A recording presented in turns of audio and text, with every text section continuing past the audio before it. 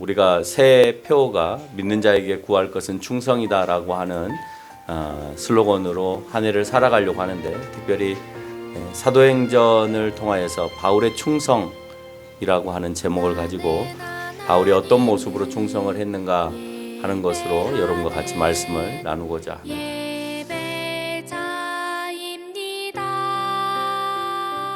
오늘 바울의 충성에는 어떤 것이 있냐면 죽을 각오가 있다는 거예요. 뭐가 있다고요? 죽을 각오. 여러분 죽을 각오 하셨어요?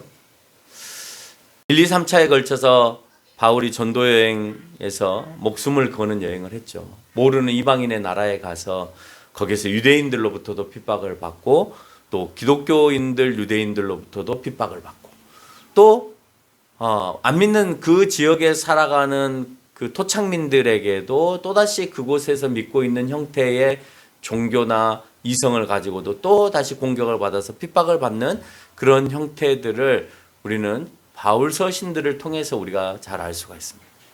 그래서 사실은 바울은 한 발 한 발 이방의 나라에 가는 것 자체가 목숨을 거는 여행이었다. 언제 누구로부터 어떤 폭력을 당할지 모르는, 자기의 땅도 아니고 이방의 땅에 가서 전도를 전하는, 복음을 전한다는 것이 그만큼 어려운 시기였다라고 하는 거예요. 그런데 오늘 그 전도 여행을 마치고 돌아온 바울이 예루살렘에 도착하면서 그 도착하는 순간부터 죽음의 고비가 또다시 시작되어집니다.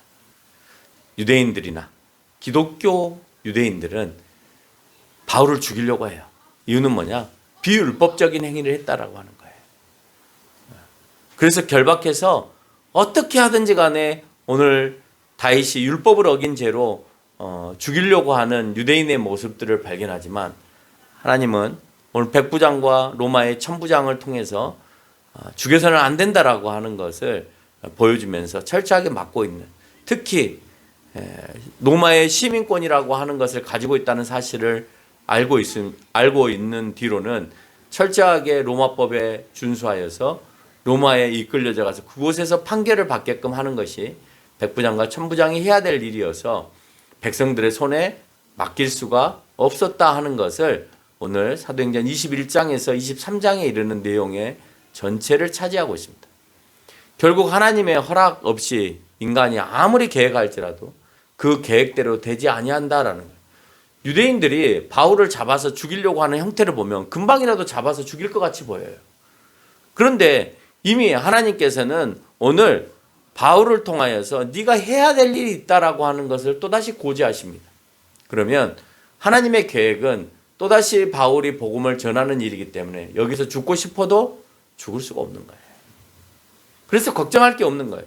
그래서 여러분한테 늘 말씀드리는 것이, 하나님 앞에서 할 일이 있으신 분은 죽고 싶어도 죽을 수 없습니다. 살리십니다.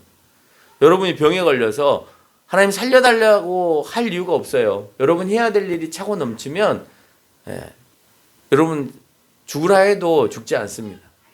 살려서 그 일을 해야 되기 때문에 그래요. 모르겠어요. 할 일이 많음에도 불구하고 병을 통하여서 돌아가시는 분들도 있기 때문에 제가 꼭 뭐라고 말씀드리기는 그렇습니다만은, 병이 아니더라도 주변에 일어나는 여러 일들을 통해서 내가 막 겁박을 당하고 또는 협박을 당하는 그런 일이 있다 하더라도 그게 결코 공포스러운 일이 아니다라고 하는 것을 여러분이 기억해야 된다는 거예요. 그 길이 죽음의 길이기도 하지만 복음을 전하러 가게 되면 23장 11절에서 주님은 이렇게 말씀하고 있죠. 그날 밤 주께서 바울 곁에 서서 이르시되 담대하라. 내가 예루살렘에서 나의 일을 증언한 것 같이 로마에서도 증언하여야 하리라. 바울이 해야 될 일은 로마까지 가서 복음을 전해야 되는 일이에요. 그러니까 바울은 지금 죽으면 안 되는 거예요. 근데 지금 내 옆에서 도사리고 있는 것은 죽이겠다는 거예요. 얼마나 공포스럽겠어요. 막 사람들이 몰려오고 죽이기 위해서 사람들이 막 매복하고 있고, 막 40명이나 장정들이 오늘 바울이 이 앞을 지나가면 내가 죽이겠다 이렇게 하고 있는 가운데에서도 하나님께서는 바울에게 너 안 죽어. 너는 해야 될 일이 있어. 너는 로마까지 가야 해. 라는 겁니다. 그 모습에서 우리는 처량함을 전혀, 바울이 죽게 되어지고 선교를 갔다 와서 또다시 어려움에 처해야 되니까 너무 처량하다, 너무 슬프다, 아니면 불쌍하다 이런 느낌이 아니라 도리어 하나님의 계획이 있다라고 하는 것을 통해서 그의 모습을 보면서 너무 당당하다라고 하는 느낌을 보여줘요. 바울은 어느 상황이든지 간에 누구를 만나든지 간에 그들 앞에서 항상 하나님의 그 복음을 선포하면서 당당한 모습을 보여줍니다. 그리스도인들에게 중요한 것은 자기가 정직하고 솔직하게 살아왔으면 그 다음에 일어나는 일은 당당함이에요. 그 당당함에 교만이 들어가면 안 되고 그 당당함에 겸손함이 함께 섞여서 드러나야 된다는 겁니다. 우리의 삶의 하나님의 계획은 무엇이라고 생각하세요? 여러분의 삶 속에서 하나님의 계획은 뭐라고 생각하세요? 복음을 세상에 전도하는 거라고 생각하세요? 아니면 돈을 많이 벌어서 하나님의 일을 하게 하는 것이라고 생각하세요? 아니면 저기 시골교회라도 세워서 복음을 전하는 거라고 생각하세요? 아니면 공부를 열심히 잘해서 그 공부를 통해서 하나님께 영광을 돌리는 거라고 생각하세요? 아니면 음식을 잘해서 많은 사람들에게 섬기는 것이 하나님의 계획이라고 생각하세요? 여러분, 그 계획, 나에게 어떤 계획이 있는지를 먼저 물어보는 게 굉장히 중요하죠. 하나님께서 나에게 근데요, 심지어는 자기가 못하는 것을 깨닫게 하시면서 하게 하는 경우도 있어요. 내가 말씀드렸잖아. 나는 공부를 잘하는 사람은 아니다라는, 공부를 좋아하는 사람이었지 잘하는 사람은 아니었어. 한 번도 중고등학교 다니면서도 공부를 소홀히 하지는 않았던 것 같아. 근데 점수는 안 나와. 그게 문제였어. 그러니까 공부는 참 열심히 했던 것 같은데 점수가 안 나오는 거야. 공부하는 방법을 몰랐던 거죠. 근데 공부하는 방법을 깨우치고 난 다음부터는 완전히 판이 달라지기 시작하는 거야. 그러니까 그건 누가 잡아주셨냐? 나는 하나님께서 나를 잡아주셨다고 봐요. 누군가가 나에게 가르쳐준 방법도 아니었고 내 스스로 터득한 방법이었고. 근데 그렇게 중고등학교 때 초등학교 때부터 발버둥 쳐서 하려고 했을 때는 안 됐는데 내가 하나님의 사람이 되겠습니다라고 시작하면서 공부를 딱 하는데 막 이 마른 스펀지가 물을 빨아 당기듯이 그렇게 공부를 하게끔 만드시더라고요. 근데 상황은 이상하게 돌아가서 23장 17절에 보니까 바울을 죽이기로 준비한 사람들이 있음을 설명합니다. 그 내용을 23장 21절에서 40여 명의 사람들이 바울을 죽이기로 마음을 먹고 먹지도 마시지도 않고 숨어서 지금 바울을 죽이겠다 하는 겁니다.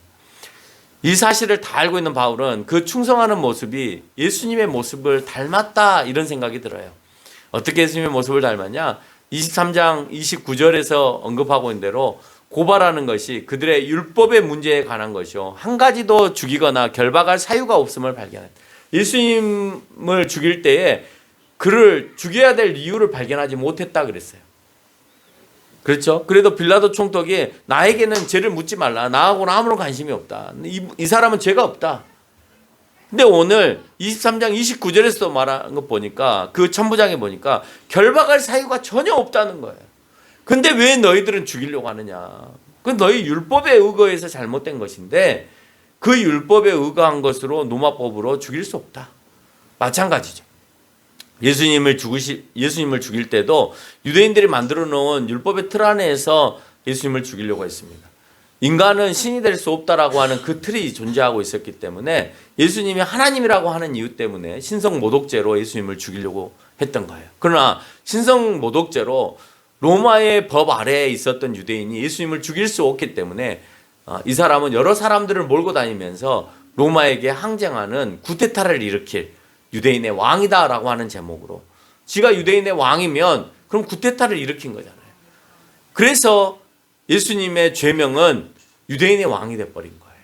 그래야 쿠데타를 일으켰다라고 하는 것을 뒤집어 씌워야 로마에서는 사형을 할 수가 있는 겁니다. 노바법에 의해서. 그래서 오늘 유대인들도 어떻게 하든지 바울을 죽여야 되는데 예수님처럼 사람들을 많이 몰고 다니면서 이렇게 쿠데타를 일으키는 그런 모습들도 없었기 때문에 40명이 숨어 있다가 그 순간 바울이 지나갈 때 잠복해 있다가 죽이려고 하는 그런 이제 전술을 취하려고 했다는 겁니다. 바울도 마찬가지로 그리스도를 증거한다는 이유로 유대의 율법을 어긴 죄값으로 죽이려고 하는 모습을 우리가 발견하죠. 누군가를 사랑하고 존경한다면 그 사람을 닮아가려고 노력을 합니다. 그렇죠? 충성한다는 그 말 자체 안에도 닮았다라는 생각을 하게 되는 거죠.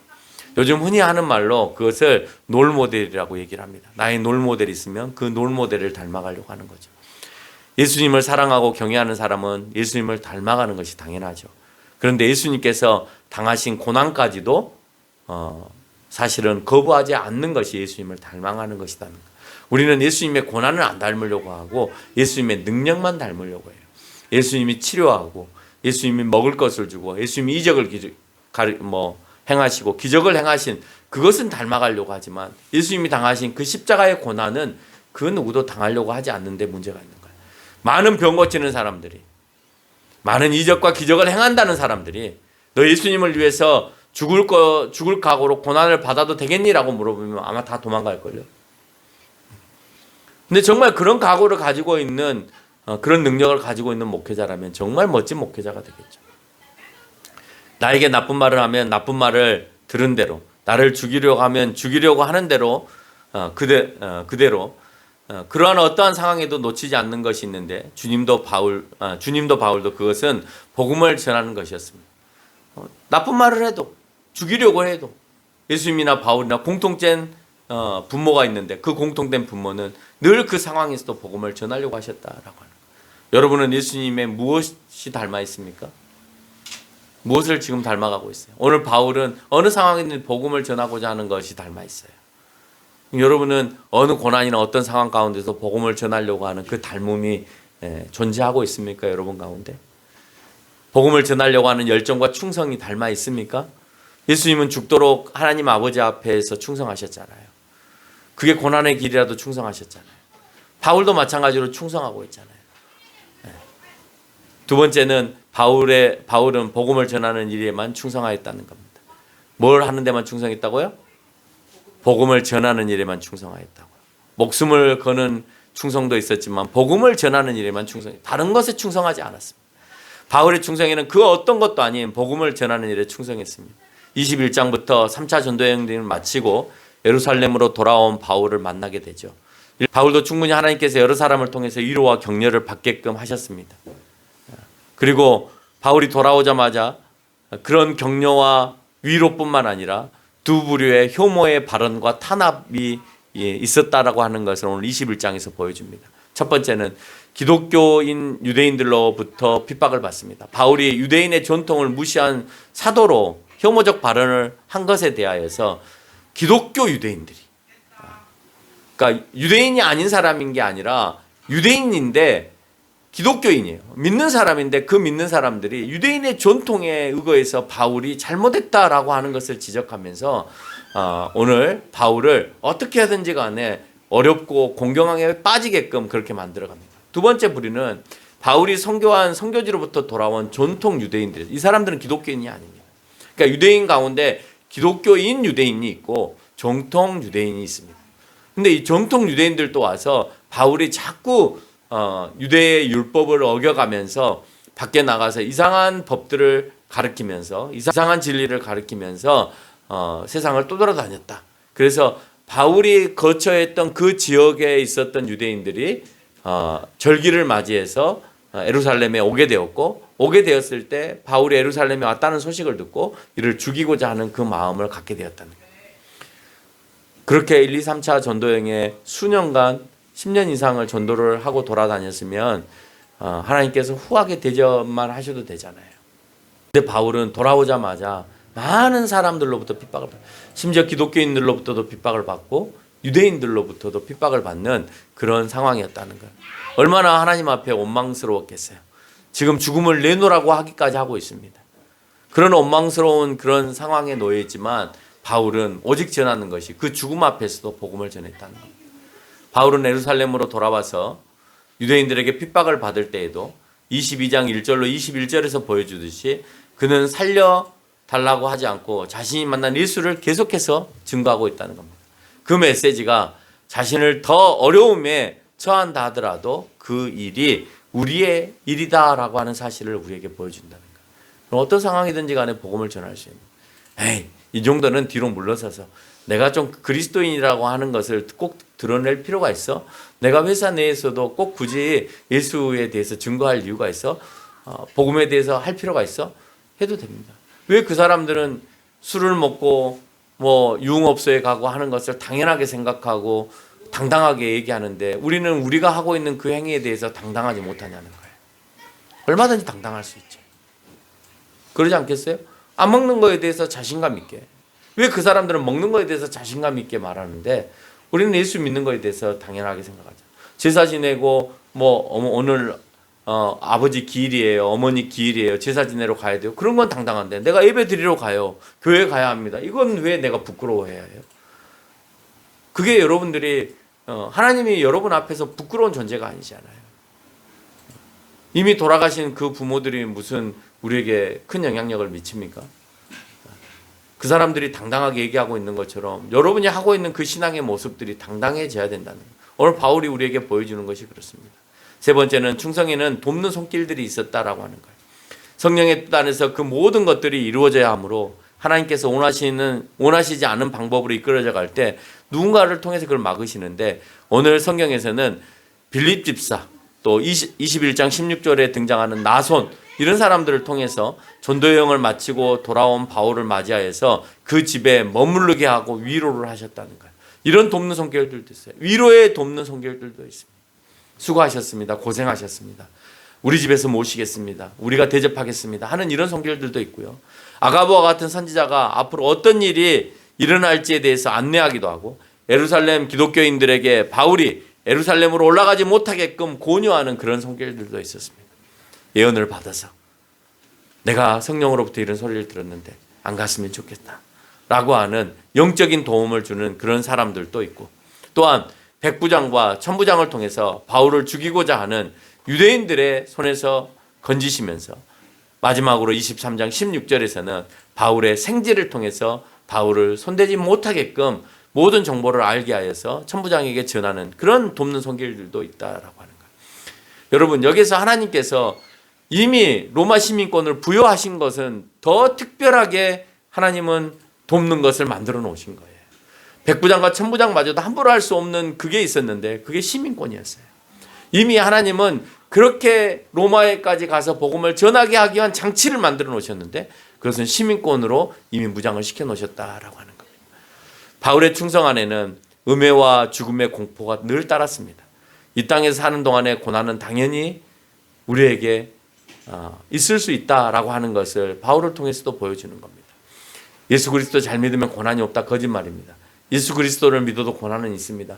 그 고난을 그리스도 안에서 얼마나 잘 감당하느냐가 그리스도인인 것이지 왜 나에게 고난을 주냐면서 떼쓰는 것이 이 그리스도인의 모습이 아니다라고 하는 것입니다. 바울은 어느 때든지 공포에 사로잡히지 않았다고 그랬습니다. 당당했습니다. 왜? 앞에서 말한 것처럼 그 시와 때를 따라서 하나님께서 늘 돕는 손길들이 나에게 다가왔고 이적과 기적들이 일어났기 때문에 그 모습들을 보면서 지금 이 상황에 일어나는 것들이 전혀 두렵지 않은 거예요. 나는 그 많은 것들을 경험했기 때문에. 여러분이 그런 체험들이 있다면 우리는 목숨도 아까워지 않는 그런 복음의 증거자가 일어날 겁니다. 이런 체험은 사실상 믿음 있는 행동에서 나오는 거예요. 따라서 우리의 충성도 진실한 믿음에서 나오게 되어진다는 사실을 잊어서는 안 돼요. 결론을 맺으면 그 믿음은 어떤 상황에도 변함없는 증거에 있다는 사실을 여러분이 기억하면서 살아가는 저와 여러분이 되시기를 바랍니다.